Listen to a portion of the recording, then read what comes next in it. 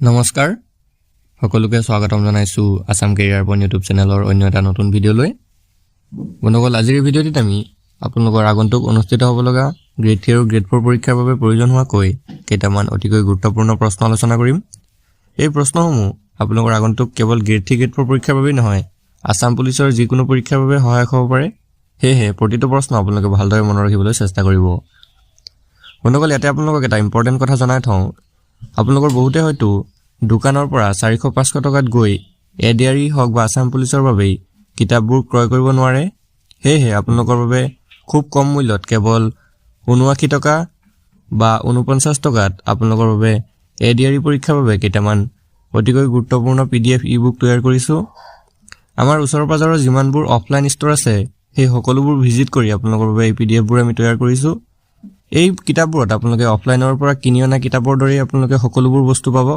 হেহে যদি কাৰোবাৰ এই কিতাপবোৰ বা পিডিএফবোৰ প্ৰয়োজন হয় তেনেহলে আপোনালোকৰ স্ক্ৰিনত থকা নাম্বাৰটোত আমাক WhatsApp কৰি এই পিডিএফ ই-বুকবোৰ আমাৰ পৰা লৈ ল'ব পাৰিব তো বলক আজিৰ ভিডিঅ'ৰ আমি কোৱেশ্যনসমূহ আলোচনা কৰো আজিৰ ভিডিঅ'ৰ প্ৰথম কোৱেশ্যনটো হৈছে What is the name of fighter aircraft that India bought from France in 2020 2020 চনত ফ্ৰান্সৰ পৰা ভাৰতে ক্ৰয় কৰা যুঁজাৰু বিমানখনৰ নাম কি কাৰেক্ট আনসাৰটো অপচন এ ৰাফেল ভাৰতৰ প্ৰধানমন্ত্ৰী নৰেন্দ্ৰ মোদীয়ে 2015 চনত ফ্ৰান্সৰ বিমান কোম্পানী দাসল্টৰ সৈতে 36খন ৰাফেল যুঁজাৰু বিমান ক্ৰয়ৰ বাবে লেণ্ডমাৰ্ক চুক্তি ঘোষণা কৰিছিল নেক্সট কোৱেশ্যনটো হৈছে Where Ram Mandir will be built Ram মন্দিৰ ক'ত নিৰ্মাণ কৰা হ'ব কাৰেক্ট আনসাৰটো অপচন বি অযোধ্যা উত্তৰ প্ৰদেশৰ অযোধ্যাত ৰাম মন্দিৰ নিৰ্মাণ কৰা হ'ব নেক্সট কোৱেশ্যনটো হৈছে Who has been appointed as the permanent representative of India to the United Nations at Geneva ৰাষ্ট্ৰসংঘৰ স্থায়ী সদস্য হিচাপে জেনেভাত ভাৰতক প্ৰতিনিধিত্ব কৰিবলৈ কাক নিযুক্তি দিয়া হৈছে কাৰেক্ট আনসাৰটো অপচন এ শ্ৰী অৰিন্দম বাগচি মনগল ৰাষ্ট্ৰসংঘৰ স্থায়ী সদস্য হিচাপে জেনেভাত ভাৰতক প্ৰতিনিধিত্ব কৰিবলৈ শ্ৰী অৰিন্দম বাগচিক নিযুক্তি দিয়া হৈছে নেক্সট কোৱেশ্যনটো হৈছে Where is the famous Virupaksha temple located বিখ্যাত বিৰুপাক্ষ মন্দিৰ ক'ত অৱস্থিত ইয়াৰ কাৰেক্ট আনসাৰটো অপচন সি হাম্পি হাম্পিৰ তুংভদ্ৰা নদীৰ দক্ষিণ পাৰত বিৰুপাক্ষ মন্দিৰ অৱস্থিত এই মন্দিৰ ভগৱান শিৱৰ প্ৰতি উৎসৰ্গিত ইউনেস্কোৰ অন্যতম বিশ্ব ঐতিহ্য ক্ষেত্ৰ হিচাপে ইয়াক স্বীকৃতি দিয়া হৈছে নেক্সট কোৱেশ্যনটো হৈছে Which of the following term is used in cricket তলৰ কোনটো শব্দ ক্ৰিকেটত ব্যৱহাৰ হয় মনগল অপচন কিটাৰ ভিতৰত কাৰেক্ট আনসাৰটো অপচন বি LBW ক্ৰিকেট খেলত LBW শব্দটো ব্যৱহাৰ কৰা হয় নেক্সট প্ৰশ্নটো হৈছে Who was the first Indian to win an individual medal in Olympic অলিম্পিকৰ ব্যক্তিগত শাখাত কোনগৰাকী ভাৰতীয়ই প্ৰথম পদক লাভ কৰিছিল কাৰেক্ট আনসাৰটো অপচন ডি কেডি যাদৱ কেডি যাদৱে 1952 চনৰ হেলচিংকি অলিম্পিকত মল্লযুদ্ধত ব্ৰঞ্জৰ পদক লাভ কৰিছিল নেক্সট কোৱেশ্যনটো হৈছে Who was the first ODI captain for India এদিনীয়া ক্ৰিকেটত ভাৰতৰ প্ৰথম কেপ্টেইন কোন আছিল কাৰেক্ট আনসাৰটো অপচন এ অজিত ৱাডেকাৰ অজিত ৱাডেকাৰ 1974 চনত ভাৰতীয় দলৰ প্ৰথম এদিনীয়া অধিনায়ক আছিল নেক্সট কোৱেশ্যনটো হৈছে Who won a bronze medal for India in boxing at the Tokyo 2020 Olympic Tokyo' 2020 অলিম্পিকৰ বক্সিঙত কোনে ব্ৰঞ্জৰ পদক লাভ কৰে কাৰেক্ট আনসাৰটো অপচন এ লাভলিনা বৰগোহাঁই টকিঅ' 2020 অলিম্পিকত মহিলাৰ 69 কেজি শাখাত ভাৰতীয় বক্সাৰ লাভলিনা বৰগোহাঁয়ে ব্ৰঞ্জৰ পদক লাভ কৰিছিল নেক্সট কোৱেশ্যনটো হৈছে Who among the following has been the first heavyweight boxer to go undefeated throughout his career তলৰ কোনজন প্ৰথম হেভিৱেট বক্সাৰে বক্সিঙৰ কেৰিয়াৰত পৰাজয় বৰণ কৰা নাছিল কাৰেক্ট আনসাৰটো অপচন এ ৰকি মাৰ্কিনো ৰকি মাৰ্চিয়ানো আমেৰিকান পেছাদাৰী বক্সাৰ আছিল আৰু তেওঁ হেভিৱেট বক্সাৰৰ ভিতৰত তেওঁৰ নিজৰ কেৰিয়াৰত কেতিয়াও পৰাজয় বৰণ কৰা নাছিল নেক্সট কোৱেশ্যনটো হৈছে Where was FIFA World Cup held in 2022? 2022 চনৰ FIFA বিশ্বকাপ ফুটবল প্ৰতিযোগিতা ক'ত অনুষ্ঠিত হৈছিল? কাৰেক্ট আনসাৰটো অপচন সি কাটাৰ। মনকল আপোনালোকে ভালদৰে মনত ৰাখিব 2022 চনৰ FIFA বিশ্বকাপ ফুটবলটো কাটাৰত অনুষ্ঠিত হৈছিল। নেক্সট কোৱেশ্চনটো হৈছে During the Ahom rule, weaving was made compulsory. Who made it compulsory? আহোমৰ শাসনকালত তাঁত বোৱাটো বাধ্যতামূলক আছিল। এই তাঁত বোৱাটো কোনে বাধ্যতামূলক কৰিছিল? কাৰেক্ট আনসাৰটো অপচন সি মোমাই তামুলী। আহোমৰ প্ৰথম বৰবৰুৱা আছিল মোমাই তামুলী। তেওঁ পাইক ব্যৱস্থাৰ প্ৰৱৰ্তক তথা আহোমৰ প্ৰধান সেনাপতি লাচিত বৰফুকনৰ পিতৃ আছিল। নেক্সট কোৱেশ্চনটো হৈছে By what popular name is Soyod Shah Milan known in Assam? Soyod Shah Milan অসমত কি নামেৰে জনপ্ৰিয়? কাৰেক্ট আনসাৰটো অপচন বি আজান ফকিৰ। সৈয়দ শ্বাহ মিলান অসমত আজান ফকিৰ নামেৰে জনপ্ৰিয়। তেওঁ 17 শতিকাৰ এজন সুফি সৈয়দ কবি মুছলমান প্ৰচাৰক আৰু সন্ত আছিল। নেক্সট কোৱেশ্চনটো হৈছে who is the founder of Jorhat Sarbajanik Sabha? Jorhat Sarbajanik সভাৰ প্ৰতিষ্ঠাপক কোন? মনকল কাৰেক্ট আনসাৰটো অপচন এ জগন্নাথ বৰুৱা। জগন্নাথ বৰুৱাই 1884 চনত যোৰহাট সাৰ্বজনিক সভা প্ৰতিষ্ঠা কৰিছিল। নেক্সট প্ৰশ্নটো হৈছে north Cachar revolt 1881 in Assam led by 1881 চনত অসমত সংঘটিত উত্তৰ কাছাৰ বিদ্ৰোহৰ কোনে নেতৃত্ব দিছিল? কাৰেক্ট আনসাৰটো হ'ব অপচন সি সম্বোধন কছাৰী। শুনকল সম্বোধন কছাৰীৰ আচল নাম আছিল সম্বোধন ফাংলু। তেওঁ কছাৰী জনগোষ্ঠীৰ এজন নেতা আছিল। তেওঁ 1881 চনত অসমত সংঘটিত উত্তৰ কাছাৰ বিদ্ৰোহৰ নেতৃত্ব দিছিল। নেক্সট প্ৰশ্নটো হৈছে who was Burmese general during second Burmese invasion in Assam?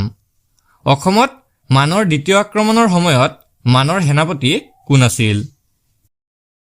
Correct আনসাৰটো অপচন সি কিয়ামিংগি। মানসকলে যেতিয়া অসমত দ্বিতীয়বাৰৰ বাবে আক্ৰমণ কৰিছিল তেতিয়া মানসকলৰ সেনাপতি আছিল কিয়ামিংগি বা আলামিংগি বৰগোহাঁই। মনকল মনত ৰাখি থব মানসকলে 1819 চনৰ 15 ফেব্ৰুৱাৰীত অসমত দ্বিতীয়বাৰৰ বাবে আক্ৰমণ কৰিছিল। নেক্সট কুৱেশ্যনটো হৈছে হু ডাগ দ্য জয়সাগৰ টেংক? জয়সাগৰ পুখুৰী কোনে খন্দুৱাইছিল? কাৰেক্ট আনসাৰটো অপচন বি সুখ্ৰামফা।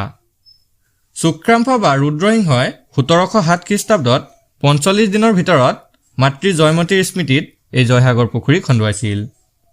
শিৱসাগৰ জিলাৰ ৰংপুৰ নগৰৰ দক্ষিণ ফালে এই জয়সাগৰ পুখুৰী অৱস্থিত। নেক্সট কুৱেশ্যনটো হৈছে হু ৰট প্ৰহ্লাদ চৰিত্ৰ? প্ৰহ্লাদ চৰিত্ৰ কোনে লিখিছিল? মনকল ইয়াৰ কাৰেক্ট আনসাৰটো অপচন এ হেম সৰস্বতী। হেম সৰস্বতীয়ে প্ৰহ্লাদ চৰিত লিখিছিল। Next question which river is known as Yarlung Tsangpo? Yarlung Tsangpo বুলি কোনখন নৈক জনা যায়? কাৰেক্ট আনসাৰটো অপচন এ ব্ৰহ্মপুত্ৰ। চীনৰ তিব্বত অঞ্চলত ব্ৰহ্মপুত্ৰ নদীক ইয়াৰলুং চাংপো বুলি কোৱা হয়। Next question in which year the Jnanpith award was first awarded? কোন চনত প্ৰথম জ্ঞানপীঠ বঁটা প্ৰদান কৰা হৈছিল? কাৰেক্ট আনসাৰটো অপচন এ 1965। 1965 চনত জ্ঞানপীঠ বঁটা প্ৰথমবাৰৰ বাবে প্ৰদান কৰা হৈছিল।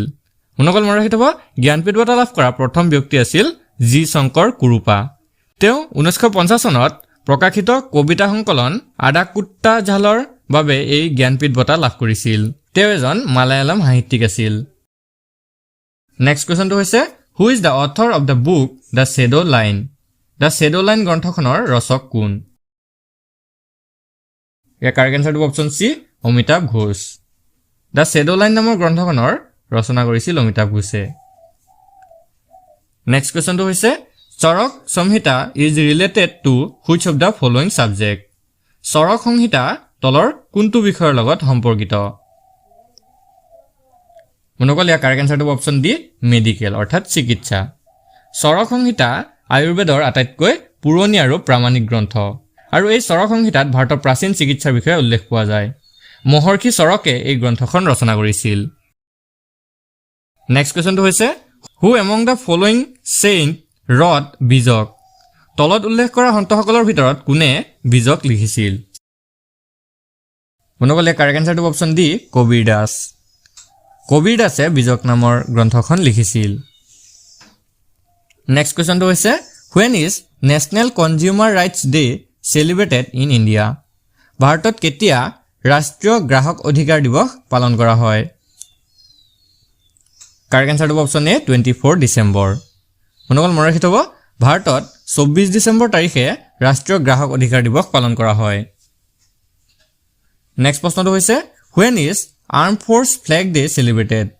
সশস্ত্ৰ বাহিনীৰ পতাকা দিৱস কেতিয়া পালন কৰা হয়?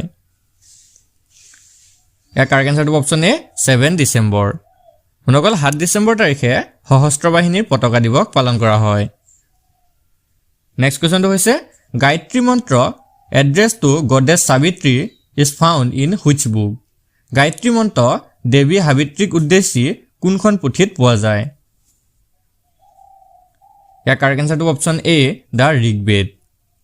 ঋগ্বেদৰ 3য় মণ্ডলত গায়ত্ৰী মন্ত্ৰ আছে, যিটো সূৰ্য দেৱতা সাবিত্ৰীৰ প্ৰশংসাত সংকলিত কৰা হৈছে। ইয়াৰ ৰচনা কৰিছিল বিশ্বমিত্ৰ ঋষিয়ে। Now question number 26, which of the following kings of Magad was a contemporary of Alexander the Great? মগধৰ তলৰ কোনজন ৰজা মহা আলেকজেণ্ডাৰৰ সমসাময়িক আছিল? কাৰেক্ট এনচাৰটো অপশ্যন বি ঘনানন্দ। নন্দবংশৰ অন্তিম শাসক ঘনানন্দৰ শাসনকালত আলেকজেণ্ডাৰে ভাৰত আক্ৰমণ কৰিবলৈ আহিছিল।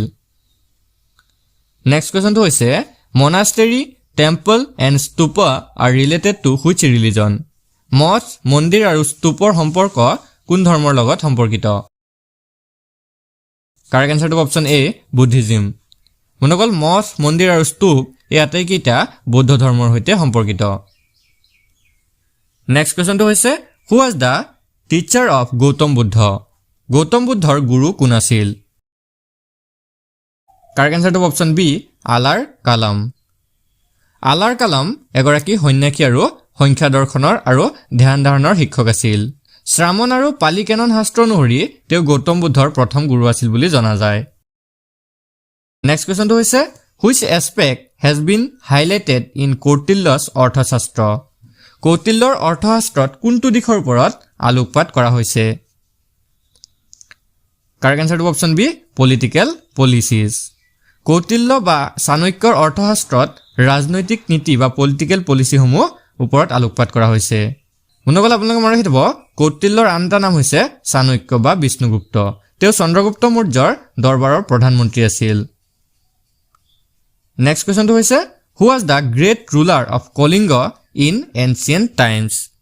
প্ৰাচীন কালত কলিংগৰ মহান শাসক কোন আছিল? কাৰেক্ট এনচাৰটো অপশ্যন চি খাৰভেলা। প্ৰাচীন কালত কলিংগৰ মহান শাসক আছিল খাৰভেলা। নেক্সট কুৱেশ্যনটো হৈছে between whom did the third battle of Panipat take place? কাৰ মাজত পানিপটৰ তৃতীয় যুদ্ধ সংঘটিত হৈছিল? কাৰেক্ট এনচাৰটো অপশ্যন এ পেশ্বৱা বিজাৰাও দ্বিতীয় এণ্ড আহমেদ শ্বাহ আবদালী। বন্ধুসকল পানিপটৰ দ্বিতীয় যুদ্ধ সংঘটিত হৈছিল 1761 চনৰ 14 জানুৱাৰীত আৰু এই যুদ্ধটো সংঘটিত হৈছিল পানিপট নামৰ ঠাইত আৰু এই ঠাইটো বৰ্তমান হাৰিয়ানাত অৱস্থিত। নেক্সট কুৱেশ্যনটো হৈছে which Sikh Guru ৰট the biography of Guru Nanak? কোনজন শিখ গুৰুৱে গুৰু নানকৰ জীৱনী ৰচনা কৰিছিল?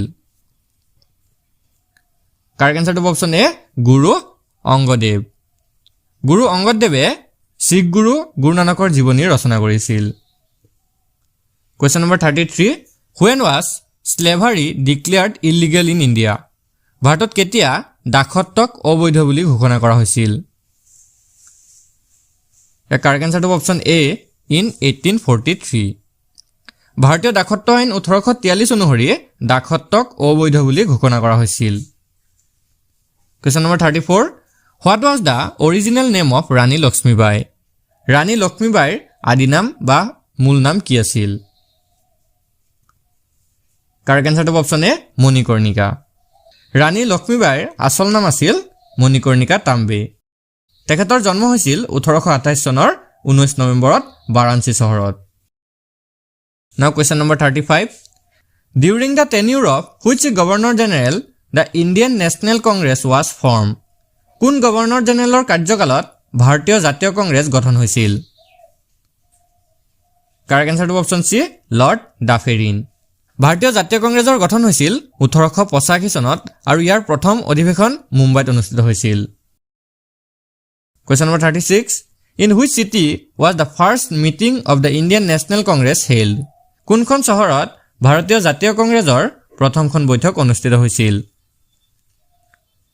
কাৰেক্ট এনসাৰটো অপচন বি বম্বে মনগল ভাৰতীয় জাতীয় কংগ্ৰেছৰ প্ৰথম অধিৱেশন বা প্ৰথমখন বৈঠক বম্বে বা মুম্বাইত অনুষ্ঠিত হৈছিল ইয়াৰ লগতে মনত ৰাখিব ভাৰতীয় জাতীয় কংগ্ৰেছৰ প্ৰথম সভাপতি আছিল WC বেনাৰ্জী অৰ্থাৎ উমেশ চন্দ্ৰ Banerjee Question number 37 Who among the following Congress leader is called the Grand Old Man of India তলত উল্লেখ কৰা কংগ্ৰেছ নেতাসকলৰ ভিতৰত কাক ভাৰতৰ মহাপুৰুষ বুলি কোৱা হয়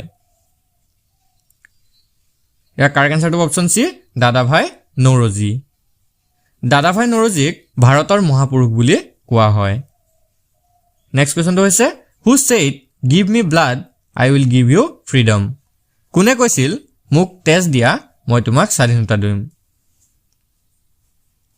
কাৰেক্ট এনসাৰটো অপচন এ সুভাষ চন্দ্ৰ বোস নেতাজী সুভাষ চন্দ্ৰ বসুৱে কৈছিল যে তুমি মোক তেজ দিয়া মই তোমাক স্বাধীনতা দিম নেক্সট কোৱেশ্চনটো হৈছে Where did the Jallianwala Bagh massacre take place in the year 1919 1919 চনত জালিৱানাৱালা বাগৰ হত্যাকাণ্ড কোট সংঘটিত হৈছিল কাৰেক্ট এনসাৰটো অপচন এ অমৃতসৰ পাঞ্জাবৰ অমৃতসৰত 1919 চনৰ 13 এপ্ৰিল তাৰিখে জালিৱানাৱালা বাগৰ হত্যাকাণ্ড সংঘটিত হৈছিল মনগল আজি ভিডিঅ'ৰ শেষৰ কোৱেশ্চনটো হৈছে under which plan was the partition of India and Pakistan done কোন পৰিকল্পনাৰ অধীনত ভাৰত আৰু পাকিস্তানৰ বিভাজন কৰা হৈছিল কাৰেক্ট এনসাৰটো অপচন এ মাউণ্টবেটেন প্লেন মাউণ্টবেটেন পৰিকল্পনাৰ অধীনত ভাৰত আৰু পাকিস্তানৰ বিভাজন কৰা হৈছিল আজি ভিডিঅ'টো আপোনালোকৰ বাবে ইনফৰমেটিভ হলে ভিডিঅ'টো এটা লাইক কৰি দিব আৰু এনে ধৰণৰ ৰেগুলাৰ ভিডিঅ' পাবলৈ আমাৰ চেনেলটো সাবস্ক্ৰাইব কৰি কাষত থকা বেল আইকনটো দবাই দিব ধন্যবাদ